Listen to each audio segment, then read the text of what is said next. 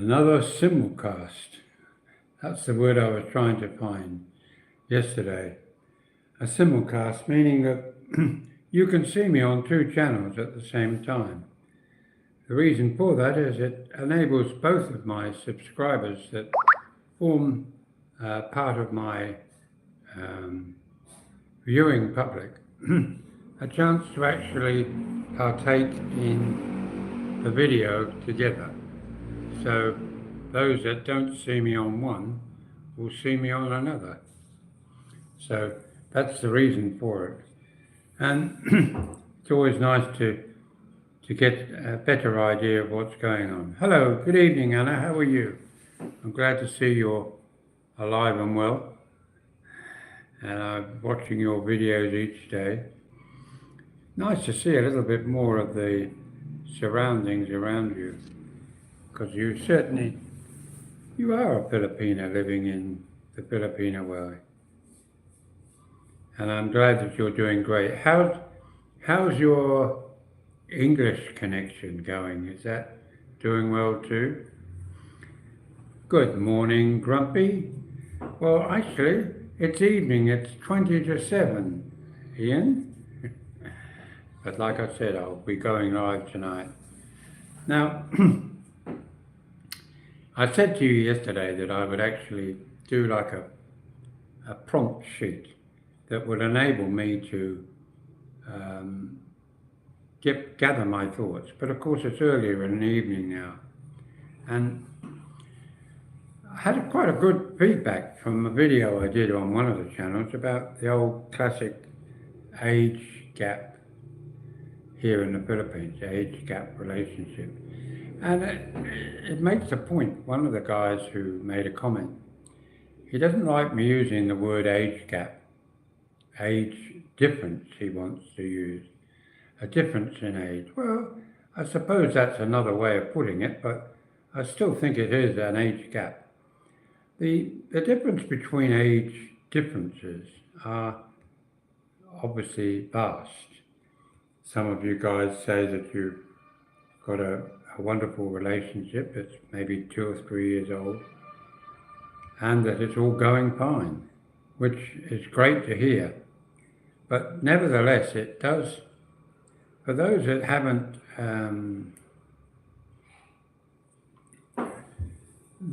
haven't actually formed a relationship here in the Philippines.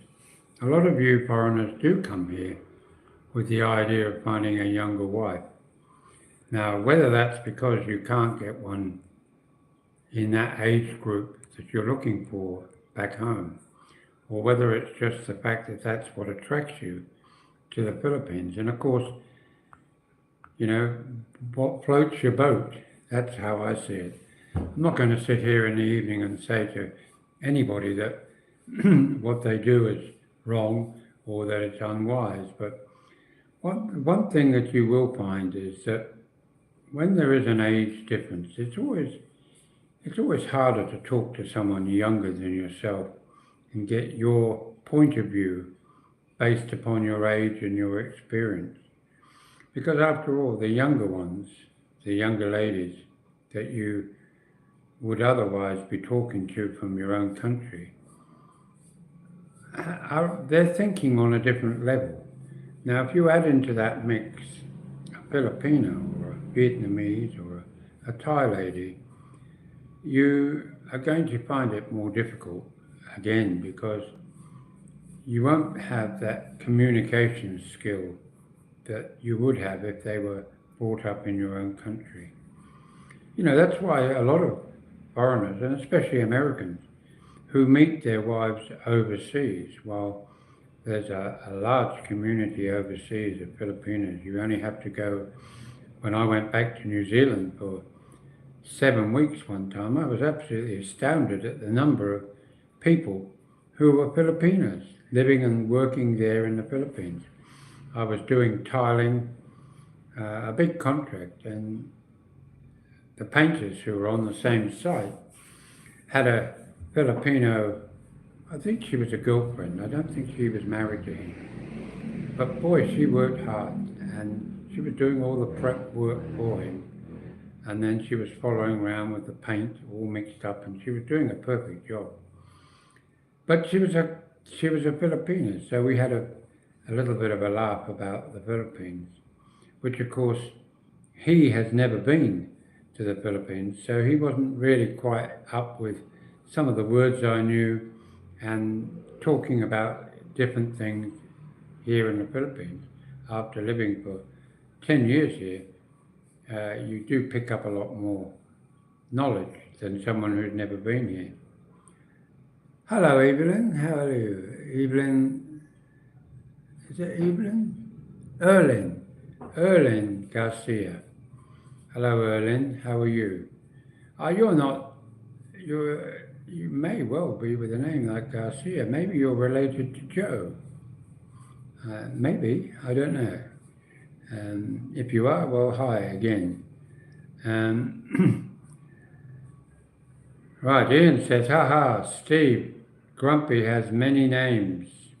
All right, Steve Billy. Well, I imagine Steve Billy.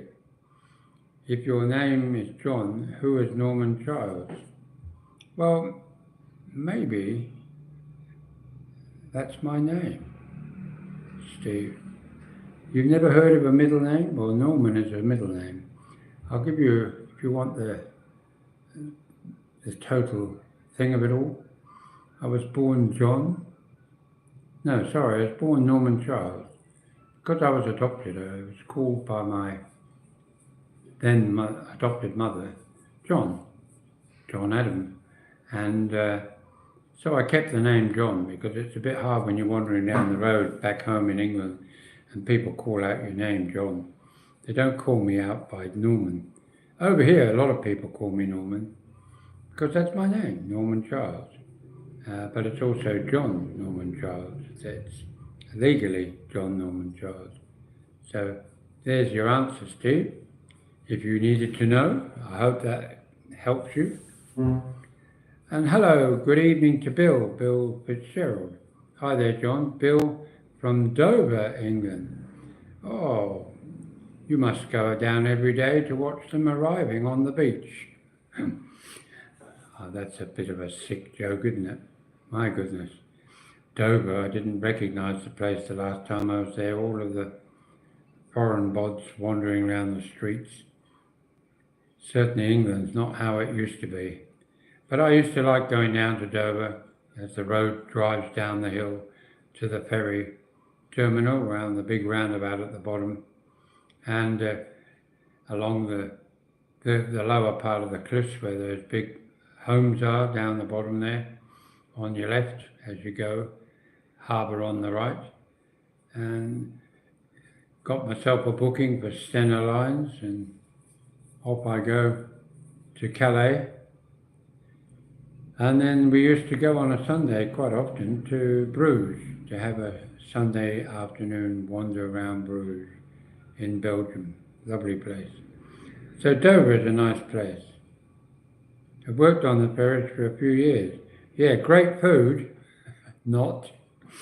But I understand it has got a little bit better. But the days of duty-free shopping obviously no longer really apply. Remember how they used to all go down in their vans, the non-drinkers and the non-smokers, and they'd come back with loaded to the gunnels with all the liquor and that. Oh, we're having a party, we've got a wedding. And then they bring in all that stuff duty-free. Well, they seem to have cut that down. Hello, John. Truly progressive. Hello, John. I used to go by my middle name, my favourite uncle's middle name. Yes. So true. Food is awful. Sure is. Ian, hey, Grumpy, you're doing a double live again. I sure am. So you can see me. Obviously, I'm looking now, right in that one there. Hello, Ian.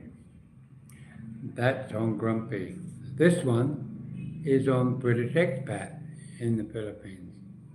So you've got a double chance. It's what they call a simulcast on both channels at the same time. And it enables me to see those that are watching roughly what they are. Now I'll give you an update at the moment. It's showing 11 people on Grumpy, and it's showing 11 people on British Expat. But it got only 2 thumbs up on Grumpy and 5 on British Expat. So that sort of tells me that a lot of you are still coming to British Expat, which is good. I'm glad, because, you know, things do change, and I now monitorize British Expat from the point of view that my involvement with the monetization comes through PayPal. A lot of you choose to donate and support the channel through PayPal, so it comes directly to me.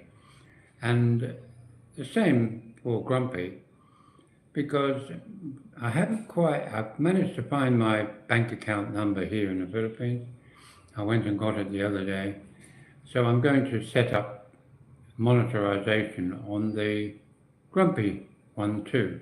Oh, we're 16 on Grumpy and only 10 on British Expat, so that's good. Hello, Margaret. How are you in the UK? Good to see you there.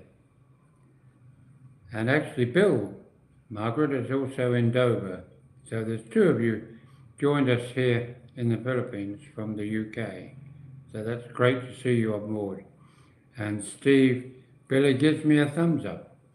Yeah, so what was I talking about?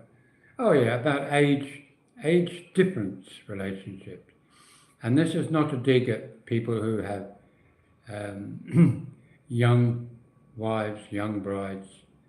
It's about understanding the concept. I mean, we're all getting older, and as we get older, if we find somebody who's younger, you know, maybe like we said, as young as your daughter, or even maybe your granddaughter, the question would be, would they be able and willing to sacrifice what they're doing in their age group, looking after you into your late 80s, especially if you became unable to talk, unable to move around, where they literally become your permanent live-in partner. They would have to be responsible for picking up or arranging for your pension. They'd have to be the ones that clean you, roll you over, ensure that you're dressed properly, sit you out, like putting the plants out on the veranda for a little bit of sun each day, feeding you, all of that. And I think that a lot of young generation would find that a hard task. They'd be wanting to possibly look at moving on, I think. Maybe it would become a bit too busy for them. Sorry about the hiccup. Margaret says, yes, great. She's in Norfolk, that's right. Now, truly progressive, Grumpy, laugh out loud. Not a good fit for those who admire your wisdom. Question, when you do your simulcast, can you address the comments from both broadcasts? Yes, you can. I'm watching them both. It's literally two cameras and 2 screens, and I can see them both at the same time. So it is quite handy, but I have got 2 phones that enables me to do that. You're coming live on a Vivo phone. Is it a Vivo? Yeah, an Oppo and a Vivo phone. So I don't know what the difference is. I'll give you an idea. The one that you're getting the transmission on British Expat in the Philippines is on an Oppo phone. No, hang on. Let me just turn it around for a second. No, it's a Vivo phone. That's right. They're both on Vivo, but they're on a different model. One's a newer model. Now the one on Grumpy is a newer model. So, and to me, looking at it, the picture is the same, but it's actually a little bit duller on the brightness is setting, maybe it's the brightness setting, but yeah, so I'll just move that out so the plant is out of the way so you can clearly see their different cameras being operated at the same time. Now there's a comment here on Grumpy, and Steve says, my middle name is not Billy. I used to go drinking in a hotel in Colleton, Sydney. Colleton? Where's Colleton? Sydney. And one of the guys who used to give out nicknames decided to start calling me Billy. So so everyone started calling me Billy. Well, that's all right. It's funny, you know, when I was at school, people used to call me Andy. Why? Because my adopted surname was Andrews. So they used to call me Andy, and those that wanted to annoy me used to call me Andy Pandy. Don't know why. I never used, well, actually I did go to a school called Bluecoat, and Andy Pandy was in a white and blue outfit. Maybe that was the reason, but it never really bothered me. I don't care what they call me as long as they don't call me a DOB. You know what that is? Deaf, old. Well, because it's true, I am. I am deaf, I'm old, and I don't know who my father was. It says on my birth certificate, father unknown. So I am a DOB. But yeah, so back to what I was talking about the age differences. I know that being around somebody closer to your own age, there's a better understanding to the way we as older people tick. If the person is closer to your own age, then there's probably a better tolerance level than there would be with somebody younger. And I think that that's important. If you have an age connection in that sense, it doesn't matter whether you've lived on the other side of the world before or not, because you end up still having that life experience, and I think that's important. Right, let's just see. I'm going back now over to British Expat. Margaret says, how are your gums now? Hopefully healed by now. When do you expect the new teeth? I believe they're on their way. Well, they will be shortly. Well, actually, Margaret, tomorrow at 9 o'clock, Philippine time, which is around 9 o'clock, I'm going to have molds taken. And I'm told by the dentist it takes about 3 days to get the actual finished product back to me. So if we're looking tomorrow, which is Wednesday, Thursday, Friday, Saturday, it could be Saturday or it might be early Monday, Tuesday of next week, depending on what days they produce them. So by the start of next week, I might be able to look a little bit normal instead of having that sunken face look. And it's been fun being able to make Popeye faces, but getting a little bit annoying really, because I know that's not the image that I have. But at least I now know that when I do take my teeth out to clean them, this is the look I'm going to face. So I'll be very quick to put them back in again, because it's not a good look. So that answers your question, I hope, Margaret. And Truly Progressive. I know Vivo phones. What's the other one? What is the other one? Well, I used to have an Oppo phone. Oppo and Vivo are really out of the same stable, and they're very good, both of them. They're good, middle of the range price. I believe that the other one I bought was just under 9,000 pesos for the new one. The one that I'm using for British Expat is one I bought, which was worth about 11 or 12,000 pesos.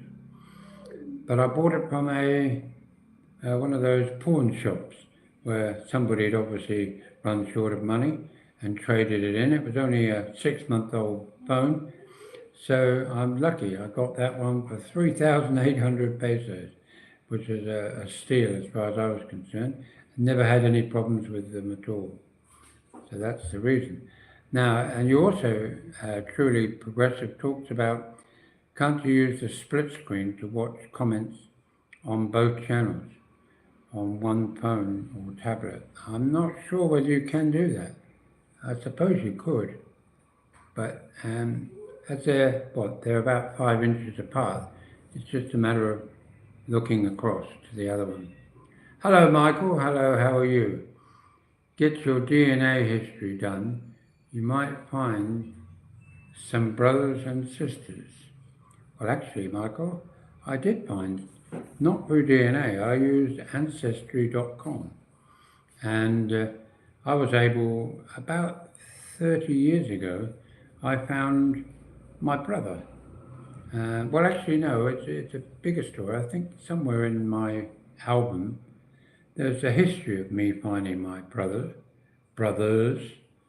I went to St. Catherine's House after hearing on one of my trips back from Australia, or was it New Zealand? I'm not sure. I think it was Australia.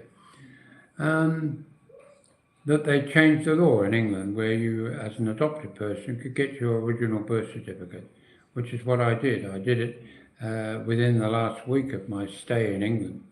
And I was very lucky to go and get an interview from a lady in St. Catherine's House who took me downstairs and, to my amazement, handed me my original birth certificate. That's when I really found out my mother's true name, and a little bit about her on paper. And it was followed up a couple of weeks later back in Australia. That's right, it was in Australia. They sent me, I suppose, a breakdown of all of the records that they had about my adoption. And it filled in a lot of gaps, but for those that have been adopted, when you get one question answered, there seems to be 100 more questions you would need to ask. And yeah, so that's how I did it. And later on in life, I used ancestry.com, and I was able, through one of my nieces, cousin, my first cousin, tracked me down. She was doing a family tree and had come across me in her search and asked me if I was who I was. And I said, yep. And he said, well, I'm your niece. Well, a little bit confused. She's actually my first cousin. But again, she's family. And she told me that I have another brother. And I'd already met my other brother, my younger one, who sadly passed away about 11 years ago. His name was John too. And I was able to meet him, his family, and all my nieces and nephews, and my sister-in-law, obviously. And later on, about 15 years ago, I tracked down, through my niece, my first cousin, all my nieces, my first and second and third cousins, along with their children and their husbands and boyfriends. And I've suddenly got all these people who are related to me. And I haven't done any DNA yet. My son in New Zealand, by my second marriage, he did a DNA, and that was quite interesting to see the connection between myself and Scandinavia and the UK. And yeah, it's always very interesting. And as you say, you can find out from DNA because they will, as long as it's held by somebody, you'll find a link to somebody who holds it. It might be a distant relative, but it's always possible that that person maybe knows some of your closer relatives. And as you say, you might have a sister, you might have a brother, but at least I now know who my uncles were, who my grandparents were, both my grandmother and my grandfather, and the name Childs, which is on my grandfather's side, both for that and also my grandmother's family tree I can go back to 1538. That's as far back as I've been able to go fairly easily to follow my family tree. And it's rather interesting that the family have always lived within 4 miles of each other through the generations. Quite incredible. And also, on my side, through my grandfather's side, we're all very practical. So that sort of maybe leans to the fact that all my sons are very hands-on. I myself have been a contractor for many years, and we're all very practical people. So obviously some of it runs through our genes. So it's always good to. Anyway, back to Grumpy again. Raoul, hello. How are you? How are you? Thank you for joining us. And Billy says it's a bit like Trigger calling Rodney Dave. Yes, that's a bit like that. Well, I call Ian Dave because he has a character called Dave. And Steve says there are many of my friends here in Darbo that always seem to have nicknames. Yes, and also we have Scouser. Oh, I know who that is. Good evening, Scouser. How are you? Or should I say good morning? You're in Liverpool, England. And how am I doing? I'm doing fine. I hope you are too. And we're now back over here to British expat. Mike said about getting the DNA done. And Margaret says, looking forward to the new you. Well, so am I. So am I, Margaret. I definitely am, for sure. I'm getting a bit tired of having to eat spaghetti and very soft sandwiches. Vijay, how are you? From India. Wow, welcome over here to the Philippines. I see some of your countrymen do very well around the markets here, selling short-time money. And they're making about 60% interest, which is astounding, but they make a good living at doing that. Are you very well, thanks. Oh, right, that's good. I'm glad you are well. Peter says, Margaret says, did your dad's name or any relatives from his side of your family through DNA? No, that's the thing about DNA. It might identify somebody on that side. And if you work your way from there forward, you may well find that it's one of those things where, genealogy is a great tool, but it's expensive to use. They capitalize on, in the West especially, where all of these details are often held. It's a big money-making business because everybody who has an interest in their past, and there are millions of us, naturally flock to these channels, but they certainly charge like a wounded bull, some of them. I think the DNA cost is over $100 Australian. And one of these days I will do it because I want to do it also for my children, just so that I can do it. But it would be interesting to see who was the bump in the night for Mum that created myself and my other brother, because my eldest brother, who's 4 years older than me, Brian, he also has father unknown, but looking at Brian, I don't think we're related in the sense that we share the same mother, that's for sure, but we probably don't share the same father. And I say that with no disrespect to my late mother, but my mother was a simple lady, living on the streets in many cases. In other words, a homeless lady who had already one child, that was me. Well, obviously no, it was Brian, had one child, and Brian was actually brought up by my grandmother. So he looks at my grandmother, who then divorced my grandfather and married what is our uncle. And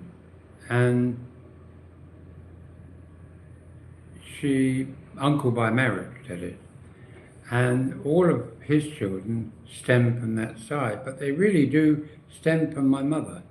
So it's a little difficult because my brother sees those that brought him up as, apart from the grandmother, as like his father. And yes, so it can be upsetting to some to do that, but sure, it would be interesting to see whether that's the case. But Mum, she used to sing. She had a good singing voice apparently, and my brother John apparently had a little reel-to-reel tape of her singing, but sadly I've not been able to hear it, and I'm always hopeful that my sister-in-law might stumble across it one day, because I never saw her. I have a photo of her taken when she was about 23, about the time I was born. So she'd already had Brian when she was 19, and she was homeless, living in shelters, and singing in pubs for tips to make ends meet, which would have been a pretty harsh life just after the war in 1948 when I was born. And I don't hold it against her. Maybe somebody thought that I'll give her a tip as well, and I'm the result of that tip. So who knows where I came from? I might have been a bump in the night, or I could have been a boyfriend that she had for a period of time. I don't know. My youngest brother, our youngest brother, was brought up by the time he was 16 by a man that was never married. Mum never married. So she had a permanent relationship with a guy till my youngest brother was 16. So he looked upon that man as his father. But I've later since found out that there was a court order for maintenance against another gentleman who was his actual father. And very hard to find somebody whose name is, I think his father's name was John Smith. Pretty hard. How many Smiths are there in England? So yes, it's very interesting to see how that would work. And Jerry Stanley, hello again this evening. Hello from Cebu. Just seen the live going. Yes, you have too. So have I. It's been going for about half an hour now. Yeah, 32 minutes. Scouser, hi from Liverpool, England. How are you doing? Yes, we've read that one. Now we have Dixie. Hello, Dixie. How are you? Welcome to the channel. Welcome to Grumpy, Dixie. And Michael, welcome to British Expat in the Philippines. John, your dad could be an American. Laugh out loud. Just kidding, but possible. Well, my adopted mother is American, as I've repeatedly told people. My mum came from Portland, Oregon, and she was my mum until she died about 12 years ago. So, yes. So I have got some inkling about America and American things, and I know you're joking, but that's okay.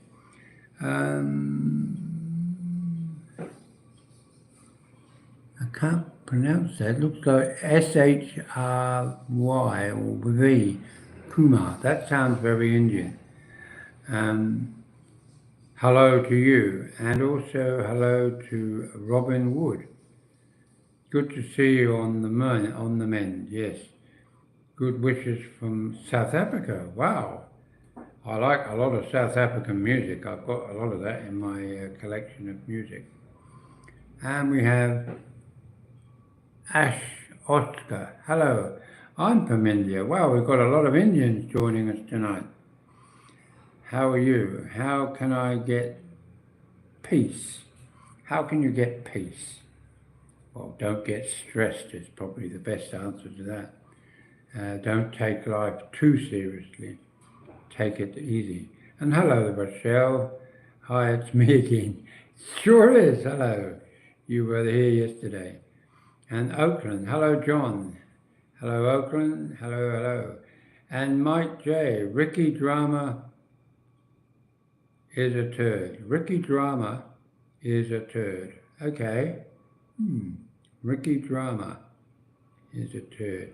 I wonder if you're talking about my dearest of friends, sick grandpa. I think his name is Ricky or somewhere like that.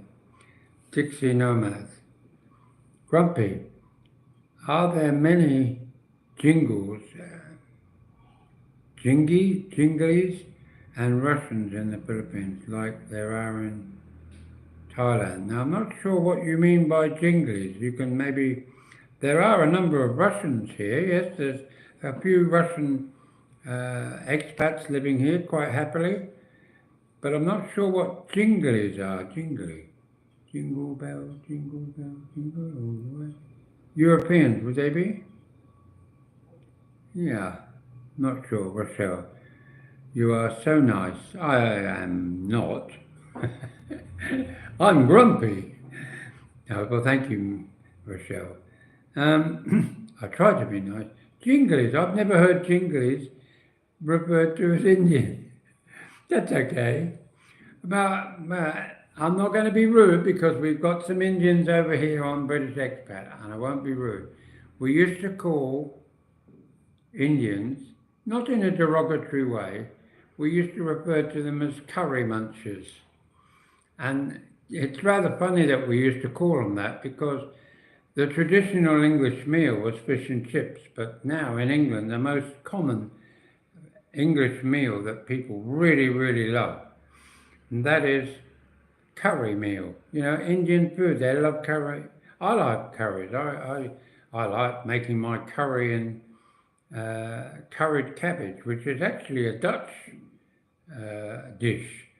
It's a bit like having sauerkraut, but with you boil the cabbage up and you sprinkle it with a little bit of salt, a little bit of vinegar and curry. Oh, it makes me want some right now. So we have a lot to thank Indians for because the food that they come out is very munchy. So we call curry munchers. But I've never heard them called jinglies. I 77 and in May, and I've just learned a new nickname for them. That's all right. Dixie, a laugh as well. And Michael says, if you like South African music, look up Rodike AK Sugarman. I will. Yes. Sugarman is from around Detroit. Now, Detroit, of course, is not South Africa, but maybe he comes from there originally. I think maybe he was an explorer, as you are so adventurous to catch up. Where are we? Explorer, are you so adventurous and had a very colourful life? Well, I hope so. I've had a colourful life. Mick J. Any chance you might catch up with Welsh boy, Webby, for a beer? Where is Webby then? And he won't be catching up for a beer. I'll have a Coke with him probably. Yeah. Gavin Stanksha, have you watched any of Paul Bruce? Absolute comedy gold. Good morning from Perth, Scotland. I was going to say Perth, Australia. No, Perth in Scotland. The original Perth. That's right. Scratch yourself again, please. Mick Potato. Okay, I'll scratch myself again. There you are. Especially for you, Mick. Dixie, did you ever live in Thailand, Grumpy? Not live. I've spent quite a bit of time there, but not living in the sense retiring. A lot of Australians like it there. Young Webby in Thailand. No, I haven't. Eric Potato, thumbs up and a laugh. Thank you. Yeah. So where were we? We were talking about, that was adoption and DNA. Yeah, so back to what I was originally talking about, and that is that I think a lot of channels talk about age gaps or age differences in relationships. One thing that you will find with an older person generally is that there will be the life experience aspect of growing old with somebody closer to your age. I mean, my last partner, um, we all know who she is. She's just turned 50. Now I would have said 50, 75, that's pretty good. 25 year difference is not too bad. But there still is that difficulty in, no matter how close you think you are to your partner, you're not really as close as you might think. You know, the most common thing that I have leveled at me often here in the Philippines is that maybe I don't listen. I don't listen to them. And that's not true. I do listen, but I just don't understand where they're coming from. There's no point listening to somebody, listening to their point of view, if you just don't understand why it's established that way. We can always go through life saying, but I do hear what you're saying. But Filipinos sort of want their expected reaction from you listening to them. They don't want you to express necessarily, I understand what you're saying, dear. Because in a way, maybe they see it as patronizing, and it's not meant that way. It's we're maybe 2 steps ahead. And when I'm explaining something, I often used to get to the point. Come on, tell me, get to the point. And that puts your hackles up when someone says that to you. But I can understand for somebody who talks and thinks at a more precise part of their thinking, it's always hard to get to the point when you're halfway through explaining it. But it causes annoyance, it causes argument. And it's a case of trying to find ways through. And it's not going to happen overnight. And of course, a lot of us are older. It will take time to get that understanding with somebody, especially if there's an age difference that just can't tolerate old people's ways of going around the bush to get to the point. And some of us literally do it. Some of us are more direct. And sometimes, you know, it's like, it's okay, you can tell me. I just want to know if you did it. Just own up to it. And you think, own up to what? If you haven't done anything, why do we need to own up to something to satisfy other people? That's their thinking. And it's very simplistic. And that takes time to get your head around, to be able to work out a way of arriving at a happy point for everybody. So I think that if you haven't got that patience in yourself, you haven't got the understanding to express yourself in many different ways over the same subject, I think you're going to find it hard creating a long-term relationship with a Filipino. And I don't really see it any differently in another country. If you take her to America or you take her to England or Australia, she's still going to be a Kiwi, or she's still going to be a Filipino, or she's still going to be English. You can't make her a Filipina. She already is one.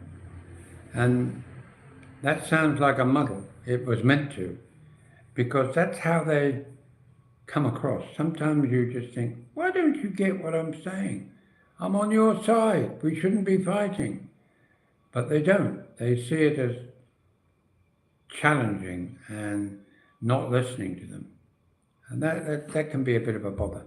Now let's get back to, we'll go back to Grumpy at the moment. Miss Mick Potato gives us a thumbs up.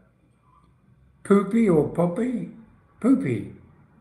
I eat dried... Ah, well, there we are. My first one, Poppy. Goodbye, Poppy. Remove. I'll remove you from there. Now you can come back, of course, if you want to be a bit more respectful. You know, this might not be for children, but it's also not to be rude to people either. Do you find them immature compared to other nationalities? No, I wouldn't say immature.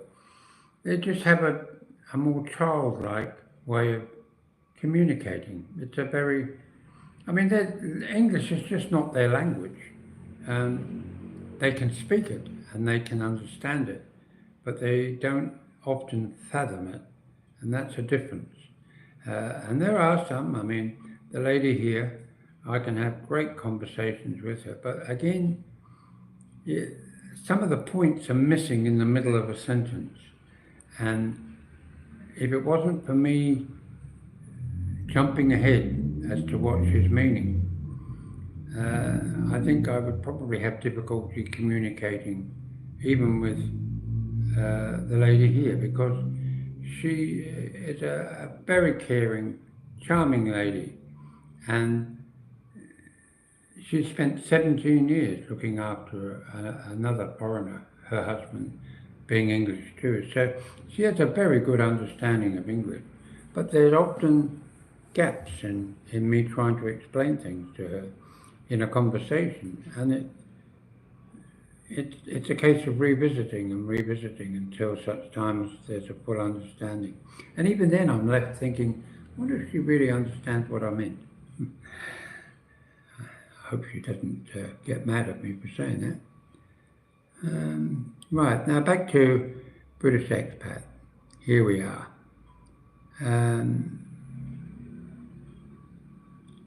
Right, Mick J says, all right, Michael, back to Michael here. He was a recording artist in the same class as Bob Dylan. His music was top hits in South Africa, but a flop in the USA. Single man, till a film crew found him and told him, a simple man, sorry, told him he was a star in South Africa. Right, so they suddenly elevated him. MJ, Mick J. Anyone here a fan of Jimbo Mobility Scooter? Not sure whether that's a band or is that literally a scooter. Gavin Sankster, hello. My missus is Flipper, 4 years older than me. 4 years older than me. Now, after 23 years in the UK, starting to be... Right, okay. Be careful, Gavin, that's not very polite, not even to your wife. John M, hello. Hello, John, from a 69-year-old British expat with a 48-year-old Filipina partner. At the moment, I'm teaching Elsa to ski here in Japan. Wow. Well, that must mean that you can ski as well. What do you think regards your private education? Was it a plus? I was very lucky, Margaret, very lucky. Let me just go back over here. Aspirin, what's your age? Well, I'm 76, going on 77 in May. Hello, Aaron, how are you? Hi, John. How are you? Just here from Chinaland working. Dixie, do you find them immature? Right, well, we asked that one, answered that one. He is 76 years young. That's right, I am, Aaron. And Asper, okay, got it, thanks. I'm also 19 years old. Wow, welcome. Well, you've only just scripted in, Aspel, because if you're 19, it's okay for you to watch it. I might say a bad word, but no, that's okay. Welcome anyway, watching this old part. And Margaret, what did you think? Right, well, I went to the Reading Bluecoat School, which is a private school there in Sonning-on-Thames. Home Park was the official address of the Reading Bluecoat School. It's originally founded by Quakers. It's a Quaker school, but we used to sing in the choir and march down and have services in St Andrew's Church down in the village of Sonning, Sonning, a very famous old bridge, Sonning Bridge down there, and a place where, what's the guy? The guy who used to bend spoons, Uri Geller, at the end of our towpath, he used to live there, and I believe there was an American bought the big old White House on the other side near the bridge. What was his name? He's married to a human rights lawyer. He's sold that property now. Right, that's good. I want to make documentaries on that. Right, okay. A documentary on terrorist countries to avoid touring. Yes, all right, that'll be good. Well, terrorist countries wouldn't call this one of those countries, really. Not unless you're talking about the unrest down in Mindanao, which is right down the bottom of the Philippines, closer to the neighbour of Indonesia or Malaysia next door. Sports prod.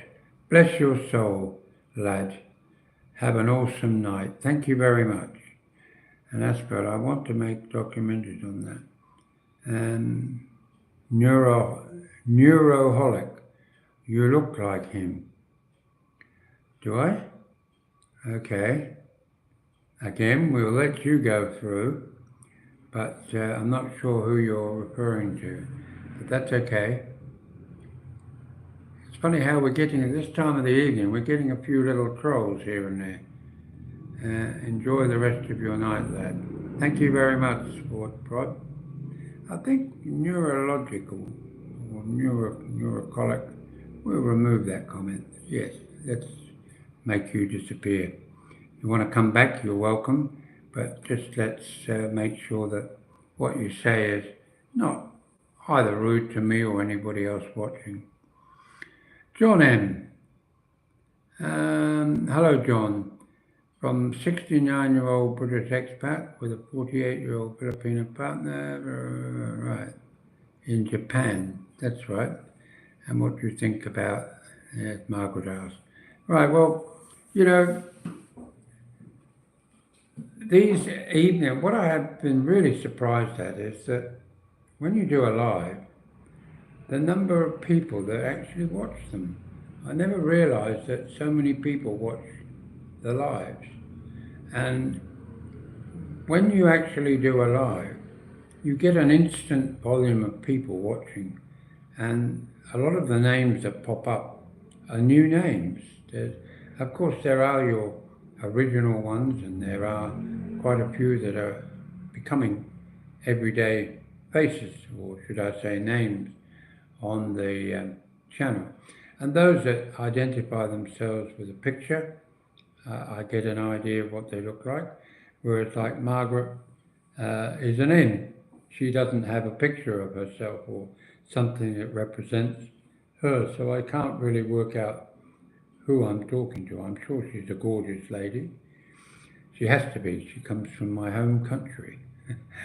But the likes of John M., he has an image there, which if I was to click on it, I can get an idea. The same with Gavin, thanks to, and Mike, Mick J, and Michael. All of you have something that helps me identify who I'm talking to. There's a lady called Deb, and she often comments on my channel, both channels. And I've always wondered what she looked like, and I clicked on her the other day, and she's a lovely looking lady. And now I can put the face to the person who's talking and sending me a message. So it's really good. I mean, when I called myself Popeye, when I first had the shock of having my teeth out, or 2 weeks ago now. I used to put Popeye up as my image. And it was a bit of a joke, but it was also tongue-in-cheek. But the reality was I looked dreadful. I did what do they call it, a reel on Facebook the other day. And I was looking at myself while I was watching TV, and I was shocked at the look of the collapse of my face. And I thought, my God, I look like I'm dying.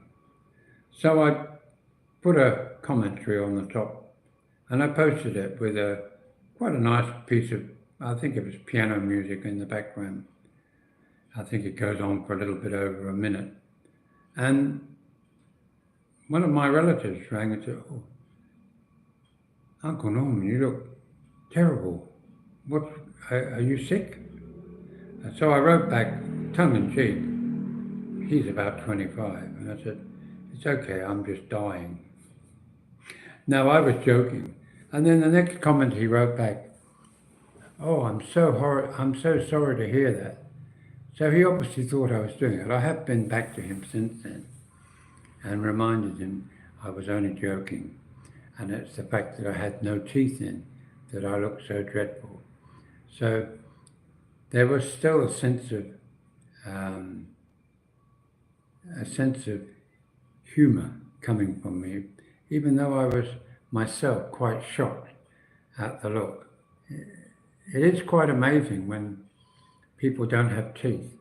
I used to look at my granddad, who used to take his teeth out and leave, that was my adopted grandfather, used to leave them in a glass next to his bed at night, this pink coloured liquid. And then he'd go to sleep with this sort of, that look. I can do that at the moment. And I used to think, oh my God, how dreadful. But then I also see people talking like this. They talk like that because they've got no teeth. And sometimes it looks dreadful. You know, if I was to talk to you like this, put on a funny kind of accent, I would sound absolutely ridiculous. And I do look ridiculous when I'm talking like that, because I can be like a bit of a step-toeing son. And when I talk like that, I'm laughing at myself. But I look like an old geezer, you know? I can twist me lip and bring me bottom lip out, and I can talk like an old cockney, and everybody baby thinks, who's this old geezer I'm doing alive from the Philippines? Why would anybody want to love that? I mean, come on, guys. Why would you want to look like that? My God. Through his career, Michael says, was initially met with little fanfare. In the United States, he found success in South Africa, Australia, touring the country twice, and his earlier career, and New Zealand. Well, I'll have to check him out, Michael. Thank you very much. Just remind me what his name was so I don't have to scroll back to look, and I will check it out as soon. Banana Man. Hey, how is it? Where are you? Well, I'm in the Philippines, actually. Enjoy the rest of the night, says Sports Pro. Something... right, you deleted the message, right. Okay, now we're at 59 minutes and 7 seconds, and we're doing a countdown of 1 hour. So guys, I do appreciate all of you coming along, and I thank you very kindly from the bottom of my heart. Myself, John, sometimes called Norman, and of course this old geezer called, what shall we call him? We'll call him Skipper. Skipper or Popeye will be fine by me, and we'll hope you have a lovely, lovely evening and a lovely morning. Whether you're in America, Australia, or anywhere in the world, including the Philippines. And I'm out there looking for a beautiful lady who wants a beautiful, handsome old man. of 77. So I'm only joking, of course, because I've already got one. Good night, folks. Have a lovely one. Bye now.